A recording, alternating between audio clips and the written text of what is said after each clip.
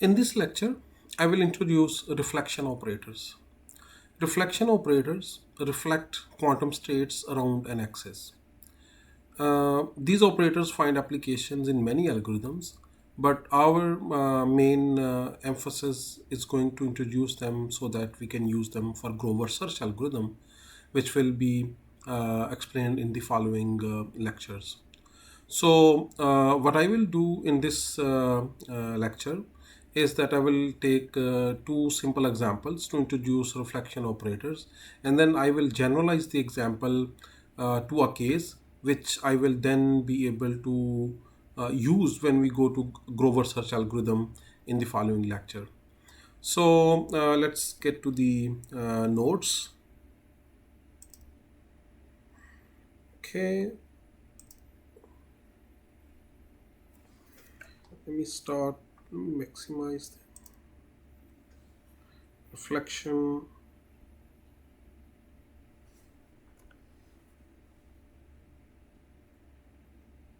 operators.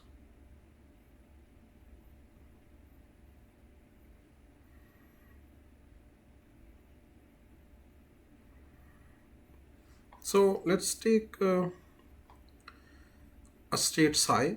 Suppose I have a two-dimensional Hilbert space and there's a basis state 0 and basis state 1, and suppose there is a state psi that makes angle alpha with these two basis states. Let's say we are present in a real Hilbert space, which means that a two-dimensional Hilbert space will have a state like this where cos alpha and sin alpha are two real numbers. So this is the state psi, and let me just take as an example one operator.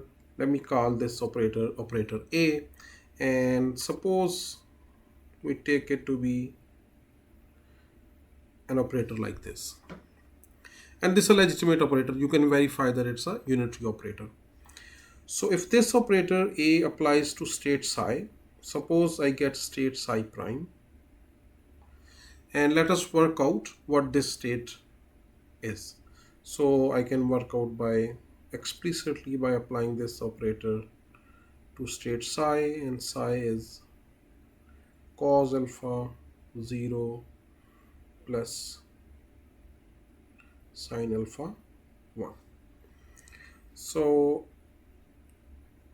we can do product term by term. So the first term gets multiplied with both the terms. So 2 0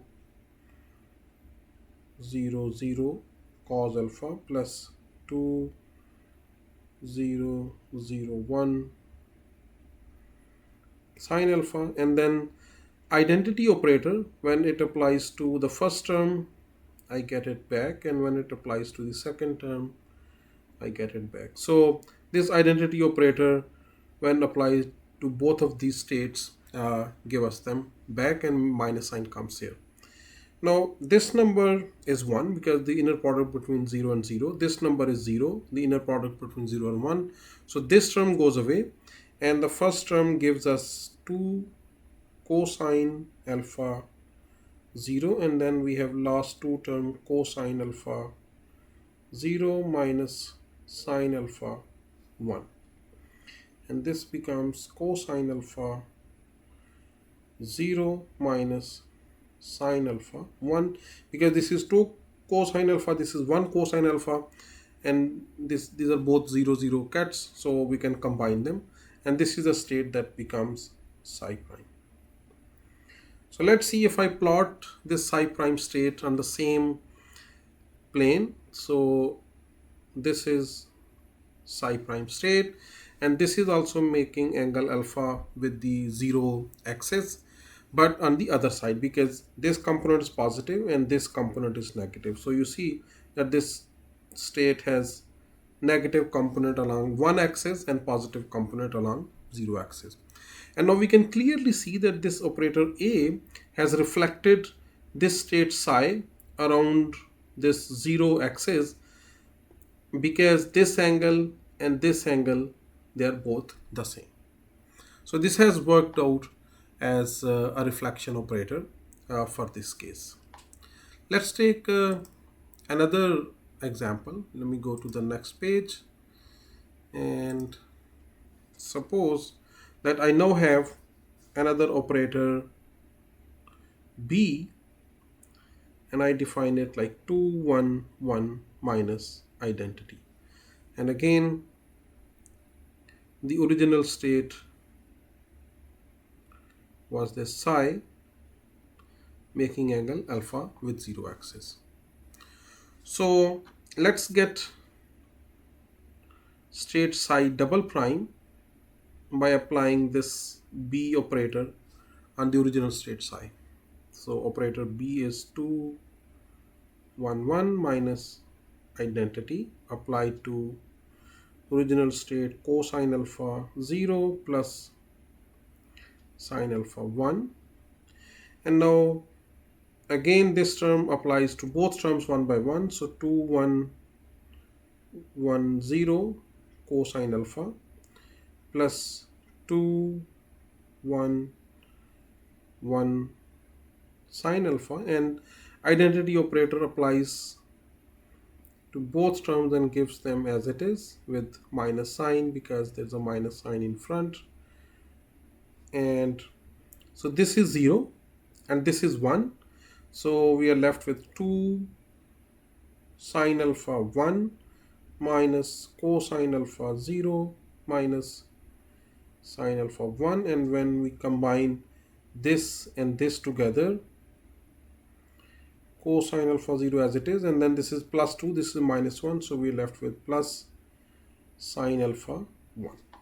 Now this is a state that has the same component along one axis as the original state, but the component along 0 axis is negative. So if I plot it, this should become a state like this. So again, this is angle alpha and this is our state psi double prime.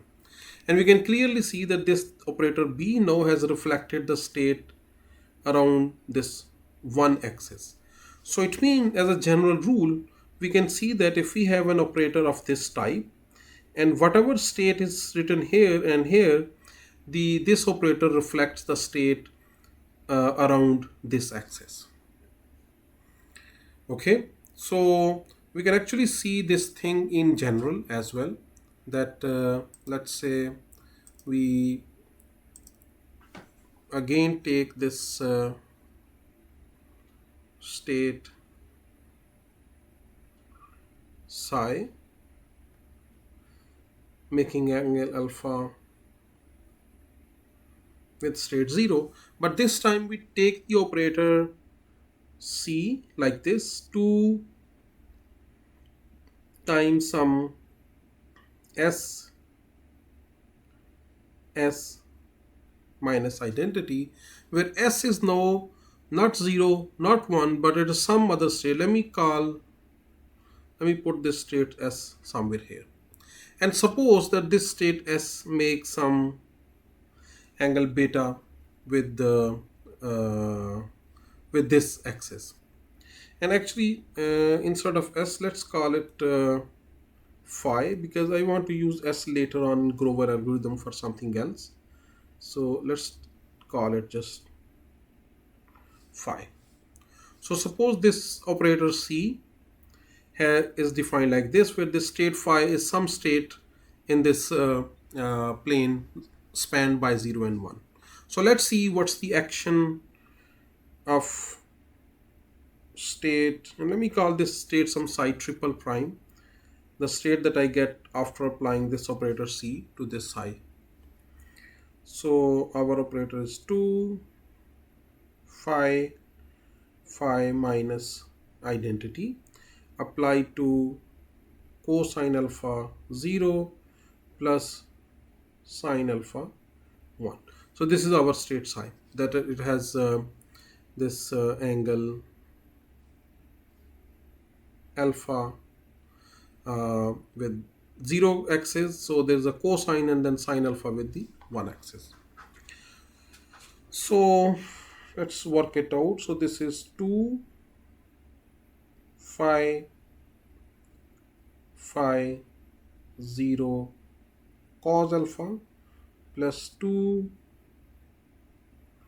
phi phi with 1 sine alpha minus cosine alpha 0 minus sine alpha 1. So to evaluate this term, all we have to do is find out what phi 0 is and what phi 1 is. Okay, so let's see what phi 0 is. So phi 0 is the projection of this state phi onto this 0 axis, and it makes an angle beta plus alpha. So you see this state phi has an angle which is the sum of alpha plus beta, so this must be cosine alpha plus beta, and this other term phi 1 is sine of alpha plus beta. So it means that we now have psi triple prime as 2 cosine alpha, this one, and then phi 0 is cosine alpha plus beta, and then state phi as it is, and then the next term is 2 sine alpha sine alpha plus beta phi, and then minus cos alpha 0 minus sine alpha 1, the last two terms. Now all we need to do is express everything in terms of 0 and 1. So for that, let me see if I can copy this last equation on the next page. Copy. So let's go to the next page and let's paste it here. Perfect. So this comes here, and psi triple prime becomes, so remember this is phi, so I can easily, so a 2 was missing, I just put it here. So what we can do is 2 cosine alpha plus beta plus sine alpha plus beta into phi, and we will need little bit of trigonometry here, and even if you don't get the exact formulas right now, you can look in some trigonometry book to verify that this is indeed true. So this first term very fortunately actually turns out to be just cosine of angle alpha minus the other, so this is just an expansion of cosine of alpha minus whatever this second angle is. So this becomes phi minus cosine alpha 0 minus sine alpha 1, and this becomes 2 cosine, so alpha minus beta is just minus beta, and let me substitute the expression for phi as well. So phi is nothing but cosine alpha plus beta 0 plus sine alpha plus beta 1. Recall that this phi was a state that was making angle alpha plus beta with 0 axis, and then there are term minus cosine alpha 0 minus sine alpha 1, and cosine minus beta is just cosine beta. So now let me just combine everything that is multiplying 0 and everything that is multiplying 1. So the coefficient of 0 is 2 cosine beta cosine alpha plus beta, and then there is here minus cosine alpha. So this is coefficient of 0, and then coefficient of 1 is 2 cosine beta sine alpha plus beta minus sine alpha, and this is coefficient of 1. Perfect. Now all we have to do is see what it is and what this is, and we can easily actually work it out by using the rules of trigonometry. This 2 cosine of an angle and cosine of another angle is just uh, sum of cosine of this angle plus other angle by 2 plus cosine of this angle minus the other angle by 2 and cosine alpha coming as it is. And similarly this other one, the next term is sine of this angle beta plus alpha plus beta by 2, and we will have to add so this will become sine of, actually there's no 2 here, that's not needed.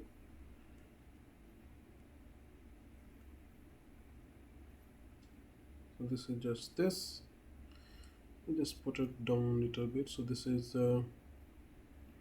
beta minus alpha minus beta, and this would be beta plus alpha plus beta, and then there is this term plus sine this angle minus this angle, and that would become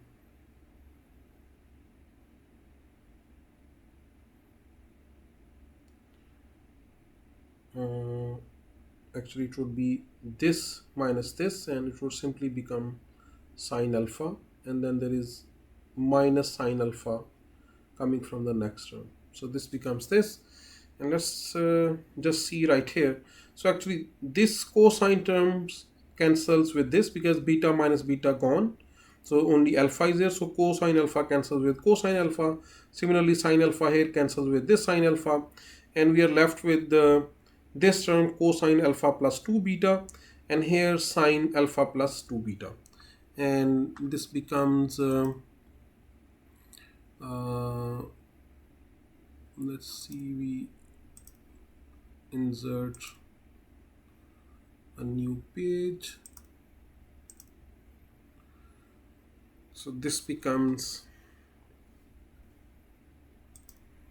so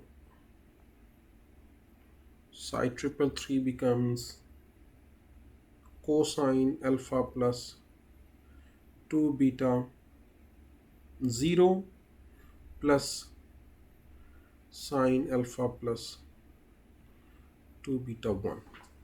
And let's now just check what are the states. So this was psi, original psi alpha, and this was phi with angle beta, and this is our psi 3. So psi 3 has angle alpha plus 2 beta with 0 cut, so this will go over here, alpha plus 2 beta. So this is psi 3, and just to make sure this what angle would be beta, because only then this will have a total angle with this 0 axis as alpha plus beta plus beta. So this is alpha plus, so alpha plus 2 beta is alpha plus beta, so alpha plus beta plus beta. So our operator, let me just write, the C operator was 2 phi phi minus I. So what this operator has done is reflected the state psi around this axis phi. So whatever the axis is coming here, when this operator C is applied to psi, this state is reflected uh, around this state phi, and we get this psi 3 state. Okay, so this is the sort of crucial part of this lecture, that reflection operators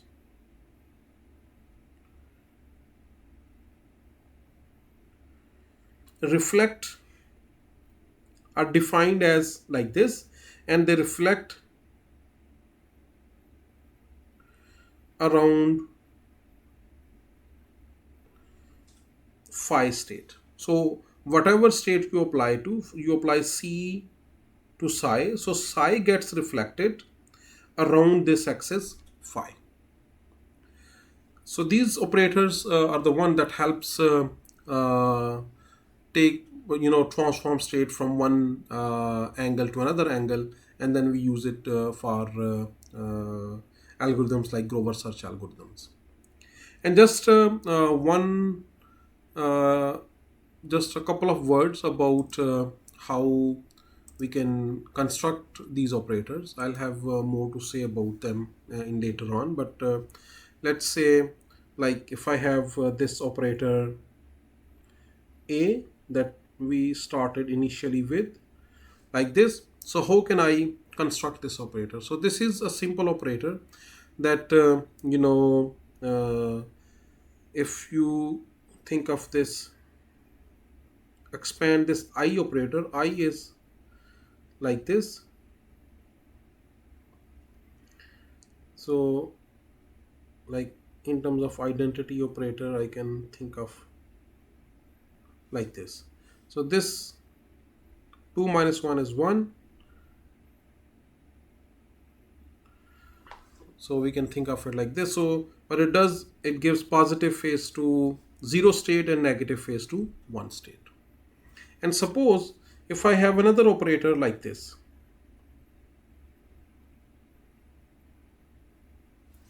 Now this is an operator, this a 2-qubit operator. So I can again think of it like this.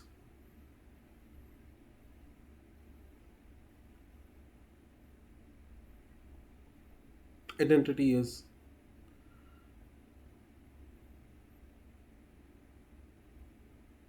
like this.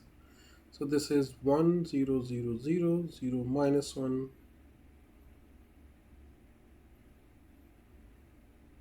So this is an operator that gives positive phase to state 0 0 and negative phase to all other state, because there's a minus 1 everywhere, because identity is coming with the minus sign. So when we have to implement these operators, this interpretation is very helpful, that we can look at these operators that it gives positive phase to whatever state is here and negative phase to all other states, because everything is included in identity, including this state. So this factor of 2 essentially helps us, this 2 minus 1 giving plus 1 here, and this, since there's a 0 everywhere here, so when 0 minus 1 becomes minus 1 here. And because of this, this sort of helps us in implementing the operator using different gates, that I'll talk about in the future videos. So to summarize, in this lecture we introduce reflection operators that reflects the states around a particular state that we want, and we will see in the next video that we can use these reflection operators to construct Grover search algorithm.